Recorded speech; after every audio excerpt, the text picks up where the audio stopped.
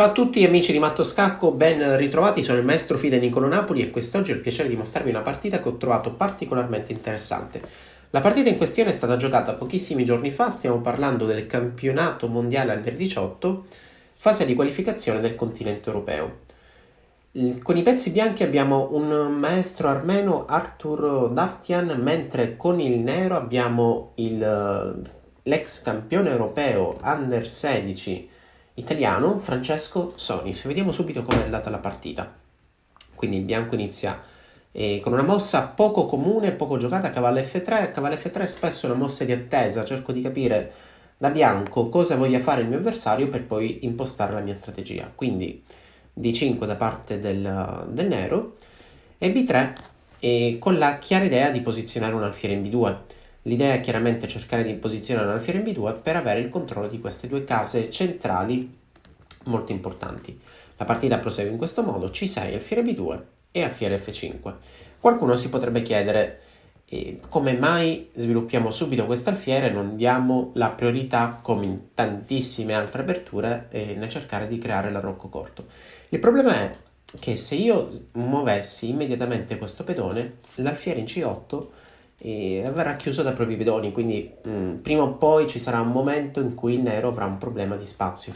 E allora è molto importante sviluppare questo alfiere, e chiaramente oltre che in questa posizione in F5 potrebbe anche andare in G4 poi da lì avremo l'idea di rovinare la struttura pedonale catturando l'alfiere in F3, ma questa diciamo è un'altra storia, un altro sviluppo. Vediamo un po' come è andata la partita, quindi pedone in E3, pedone in E6, alfiere in E2, fase di studio per il bianco sta cercando di fare delle mosse un po' elastiche per poi cercare di prendere iniziativa, e questa iniziativa la cerca nel momento in cui ha messo il proprio RAR sicuro. Quindi arrocco corto e H6. A cosa potrebbe servire H6? Ok, ve lo dico subito, la mossa H6 è molto importante per cercare di mantenere la coppia degli alfieri, cercare di mantenere in gioco questo alfiere di case bianche, perché se il nero giocasse cavallo F6, il bianco potrebbe proseguire così. Cavallo H4, voglio catturare questo alfiere, e se io lo sposto qui al centro, magari subirò D3 per poi andare in G6, e prima o poi il bianco deciderà quando sarà il momento di cambiare, di catturare questo alfiere con il proprio cavallo. Chiaramente in una posizione del genere un'altra mossa che mi viene in mente potrebbe essere F4. Qual è l'idea? Cercare di pianificare una successiva spinta in F5 per poi aprire la colonna alla propria torre e probabilmente cercare di dirigere rapidamente i nostri pezzi verso il re avversario, verso l'arrocco avversario. Quindi già in una posizione del genere F5 da bianco è più che accettabile. Tornando indietro, quindi a casa del nero cerca di mantenere questo alfiere in gioco il più possibile. C4 del bianco, adesso con una trasposizione di mosse in realtà poi siamo rientrati anche in un'altra apertura. Una mossa come cavallo F3 prima non fa ben capire che tipo di posizione giocheremo, magari questa posizione ci sono delle similitudini con altre aperture, tra cui un'apertura che prende il nome di inglese, in cui il bianco cerca di posizionare rapidamente un pedone in C4. La partita prosegue, cavallo C3, alfiere 7 e D4 per il bianco. Qualcuno potrebbe immaginare alfiere D6 come una possibilità, anche una possibilità molto interessante, perché io sviluppo l'alfiere in una casa utile e questo alfiere magari mi tornerà più avanti molto comodo qualora voglia impostare un attacco contro il rocco avversario. Il problema di questo alfiere in D6 è che al bianco potrebbe dare un'idea di attaccarlo. In che modo? Immaginiamo che il bianco prosegua con questa mossa D3, quindi una mossa abbastanza solida, tranquilla. Il nero prosegue con l'arrocco e il piano del bianco potrebbe essere prima o poi cercare di spingere questo pedone. Ancora non siamo in grado di farlo, però rapidamente potremmo cercare di realizzare questa spinta. Immaginiamo che io giocassi, che gioco regina in C2, lui fa una mossa qualunque, io gioco E4, attacco questo alfiere, l'alfiere si sposta, occhio, prima o poi ci sarà questo tema tattico della forchetta, quindi un pedone che si sposta in avanti attaccando due pezzi avversari. Questo è uno dei piani che si potrebbero verificare, delle idee tattiche che il bianco potrebbe cercare di creare nel momento in cui il nero sviluppa un alfiere in D6.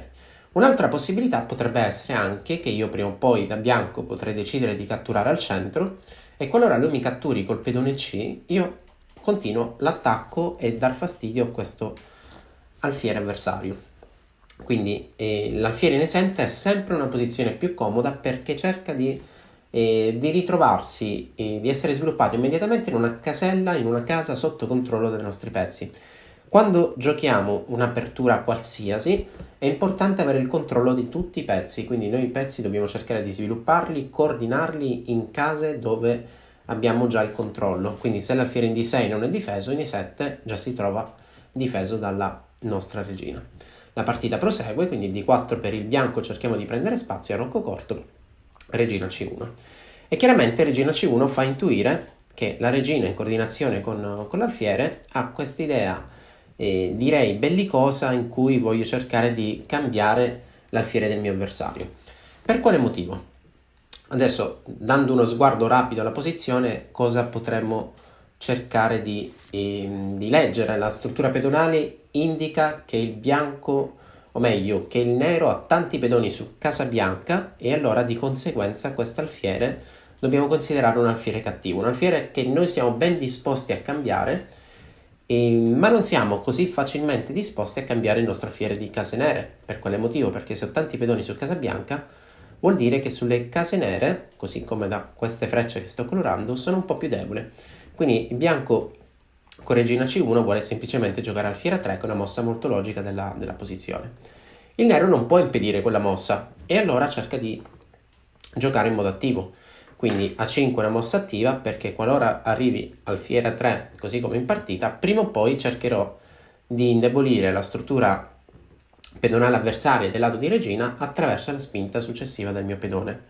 Quindi cavallo 4, voglio cercare di eliminare il difensore della casa 4 per essere quindi pronto ad avanzare il mio pedone, e un cambio al centro, riprendo di alfiere, regina B2 è la mossa della partita. Adesso qui il nero semplicemente riesce a realizzare il suo obiettivo, quindi gioca 4. Sarebbe probabilmente molto interessante per il bianco immaginare una possibile cattura, però qual è il problema? Che il nero potrebbe cercare di catturare nuovamente questo pedone. Adesso se io catturassi nell'immediato, dopo il cambio degli alfieri, c'è qualcosa che non va, perché il bianco cattura il pedone B7, attacca il pedone C6 che non è difeso da nessuno, e allora non è proprio la posizione migliore.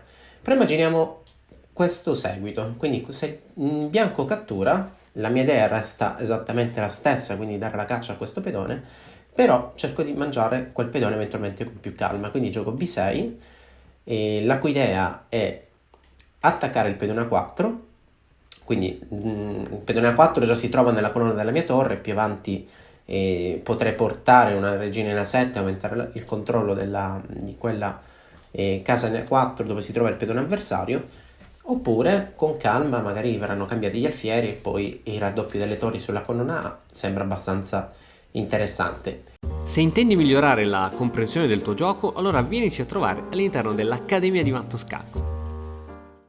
Nei peggiori dei casi, quindi immaginiamo che io quel pedone non riesca a recuperarlo, comunque sì avrò un compenso perché lui ha 2 pedoni laterali, quindi i pedoni laterali del mio avversario li possiamo tranquillamente considerare un pedone, quindi questi 2 pedoni laterali in realtà hanno esattamente la forza di un pedone. Ok, la partita prosegue così, quindi regina B2, alfiere per E7, regina per E7, cavallo D2.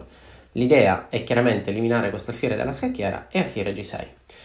Questa partita ho avuto il piacere di commentarla in diretta per il sito ufficiale dell'organizzazione, e qui la domanda era, ok, quest'alfiere sicuramente dovremmo spostarlo, però dove metterlo? O in G6 o in H7. Qualora quest'alfiere si ritira in H7, più avanti potrebbe avere lo svantaggio di subire un matto sull'ultima traversa. Ancora non sappiamo realmente come andrà la partita, però quello che dobbiamo sempre cercare di realizzare, di creare, devono essere delle mosse elastiche che mi torneranno utili qualsiasi sarà lo sviluppo della posizione e dell'apertura. Quindi una mossa come alfiere G6 è un po' più importante perché più avanti, chissà, il mio re avrà la necessità di rifugiarsi in H7, di spostarsi in H7, e quest'alfiere, chissà, magari potrebbe aver bisogno di essere sviluppato su quest'altra diagonale, oppure, anche se un po' chiaramente molto fantasioso, cercare di muovere il pedone F per poi spostarlo su un'altra diagonale. Quindi tra le due mosse alfiere G6 è senz'altro un po' meglio.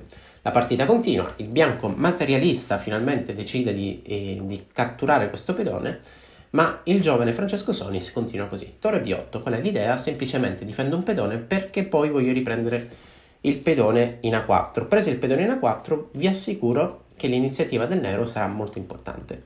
E allora il bianco materialista continua a difendere quel pedone. E allora il nero inizia la sua manovra. Regina D8, da lì voglio saltare in A5 e poi vediamo se effettivamente il bianco è in grado di mantenere quel pedone in più oppure no. La partita continua, cavallo B1, regina 5 e cavallo C3. Ok, questo pedone è stato difeso abbastanza volte. Eppure qui arriva un terzo attaccante perché il cavallo si sposta in B6 e dopodiché avviene una cattura al centro. Questa è la partita perché chiaramente il nero vuole catturare, eliminare il pedone in A4, oppure vorrà, chissà, a volte cercare di dar fastidio anche con la cattura in C4. Quindi la partita prosegue in questo modo. Alfiere D1, altra mossa difensiva del bianco, quel pedone in A4 il bianco vuole mantenerlo il più possibile, finché raggiungiamo questa che è la posizione della partita. Allora, qui vi assicuro che c'è una mossa molto bella sfruttando l'inchiodatura del cavallo in C3. Ad esempio in questa posizione B5 è già una mossa possibile. Perché è una mossa possibile? Perché chiaramente lui non può spostare il proprio cavallo, non può catturare di pedone, perché se catturasse di pedone arriverebbe immediatamente torre B5 e dal nulla si crea una gabbia per la regina avversaria, che in questa situazione non avrebbe più la possibilità di spostarsi. La partita continua così e in questa posizione Francesco ha giocato una mossa altrettanto bella, così come altrettanto forte, perché la torre si sposta in A6 mantenendo esattamente la stessa idea, quindi torre B6, occhio, intrappolo la regina del mio avversario. Questa è una posizione così curiosa, così affascinante, che il bianco, nonostante abbia la mossa, non è in grado di salvare la propria regina. E non è in grado di salvare la propria regina. In partita ha fatto un tentativo spostando l'alfiere, però dopo che io attacco la regina, questa regina dovrà spostarsi. Se si sposta in D1, io semplicemente catturo il cavallo. Infatti qui potremmo dire che la regina è un po' in sovraccarico perché svolge tanti ruoli difensivi, tra cui deve mantenere il contatto col cavallo. Infatti dopo torre B6 Francesco guadagna la regina, la partita prosegue in questo modo e con un vantaggio materiale, quindi il nero ha una regina per una torre e un cavallo, o meglio il cavallo sparisce subito dalla scacchiera, quindi regina per una torre. Francesco è poi riuscito a vincere questa partita e con 6 punti su 7 e ha vinto il girone del continente europeo e prossimamente giocherà la finale assoluta. Il resto della partita lo trovate al solito link di CES dello studio qua sotto, e quindi vi consiglio magari di vedere un po' come è stata conclusa. La parte molto interessante è stata la parte iniziale, quindi l'apertura con cavallo F3 la prima mossa, la gestione da parte del nero e poi questa tattica incredibile in cui questa manovra di torre riesce a intrappolare la regina avversaria. Spero che questa partita vi sia piaciuta almeno quanto è piaciuta a me. E che altro dire? Forza Francesco, in bocca al lupo per la fase successiva. E ora per continuare che cosa posso fare? Beh, innanzitutto ti consiglio di iscriverti al nostro canale in modo tale da non perderti le nuove video lezioni. E poi puoi vedere il video che è stato più cliccato in questa settimana. Ci vediamo, ciao!